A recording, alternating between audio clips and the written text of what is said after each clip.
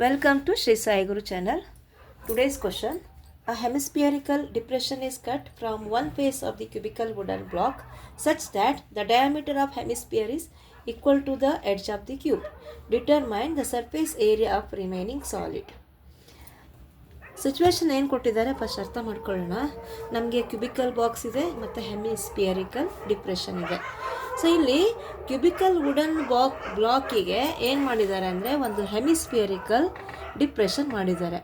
ಈ ಪ್ಲೇಸಿಂದ ಏನು ಮಾಡಿದ್ದಾರೆ, ಒಂದು ಡಿಪ್ರೆಷನ್ ಅಂದರೆ ಗೊತ್ತಿದೆಯಲ್ಲ, ಇಲ್ಲಿ ಒಂಥರ ಹೊಂಡ ಅಂತ ಹೇಳ್ತೀವಿ ನಾವು, ಅದು ಯಾವ ಶೇಪಲ್ಲಿದೆ, ಹೆಮಿಸ್ಪಿಯರಿಕಲ್ ಶೇಪಲ್ಲಿದೆ. ಸೊ ಇಲ್ಲಿ ಏನು ಮಾಡಿದ್ದಾರೆ, ಎಡ್ಜ್ ಲೆಂತ್ ಎಷ್ಟಿದೆ, ಎಲ್. ಇದು ಎಲ್ಲ ಸೈಡು ಎಲ್ಲ ಆಯಿತು, ನಿಮಗೆ ಗೊತ್ತೇ ಇದೆ ಕ್ಯೂಬಲ್ಲಿ ಎಲ್ಲ ಎಡ್ಜು ಈಕ್ವಲ್ ಇರ್ತಾ ಇದೆ. ಸೊ ಇಲ್ಲಿ ಎಲ್ಲ ಮೆಸರ್ಮೆಂಟ್ ಎಲ್ಲ ಆಯಿತು.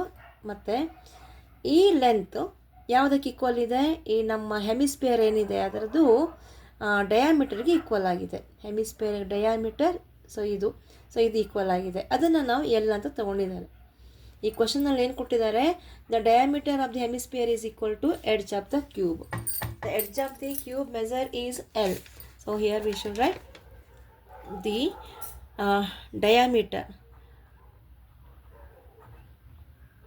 diameter of hemisphere is equal to edge of the cube. Okay. So ಏನಾಯ್ತು ಇವಾಗ, ಡಯಾಮೀಟರ್ ಅಂದರೆ ಡಿ ಅಂತಂದರೆ ಎಲ್ ಅಂತ ತೊಗೊಂಡಿದ್ದಾರೆ ಇಲ್ಲಿ. So D is equal to L. Okay, these two are equal. So therefore R is equal to D by two, that is equal to L by 2. This is the measure of the radius. ಗೊತ್ತಾಯ್ತಲ್ವಾ? So ಇಲ್ಲಿ confusion ಬೇಡ.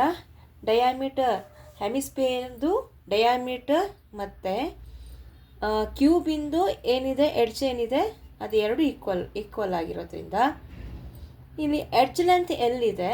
ಹಾಗಾಗಿ diameter is equal to L and we now that radius ಬೇಕಲ್ಲ ನಮಗೆ. Radius is d by 2, that is r is equal to L by 2.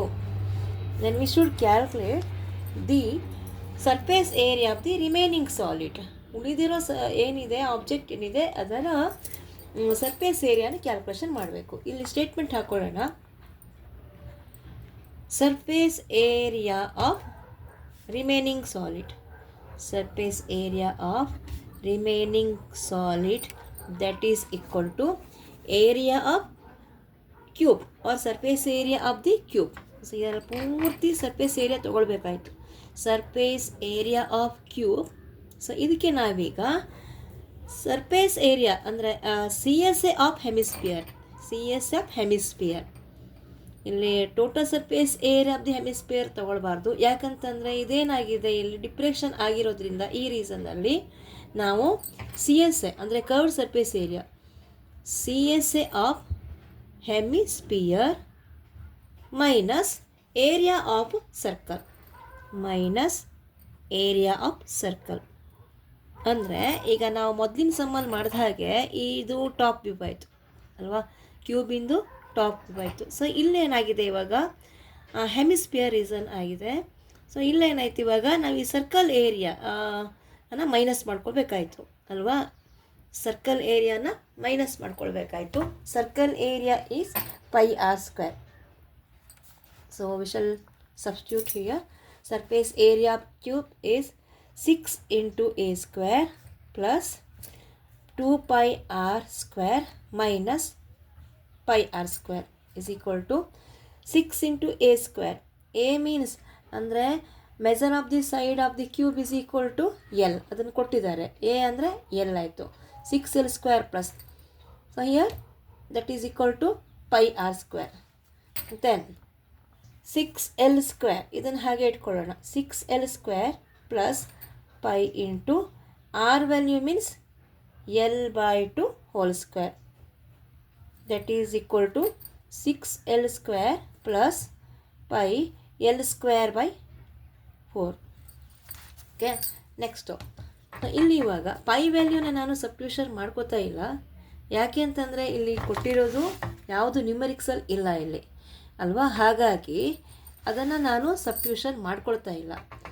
Okay, next what is your how to add this number. 4 into 6l square is 24l square plus pi l square divided by 4. So here common l square is common. ಇದನ್ನು check ತಗೊಂಡ್ರೆ that is equal to 24 plus pi divided by how much it is 4. L square is common, remaining 24 plus pi divided by 4. ಅಥವಾ ನೀವು ಇದನ್ನು ಹೀಗೂ ಬರಿಬೋದು, pi square divided by 4. ಇದನ್ನು ಆಚೆ ತಗೊಂಡಾಗ pi square divided by 4 into 24 plus pi is required answer. I hope you understand this answer. Please do share, comment and subscribe Sri Sai Guru channel. Thank you.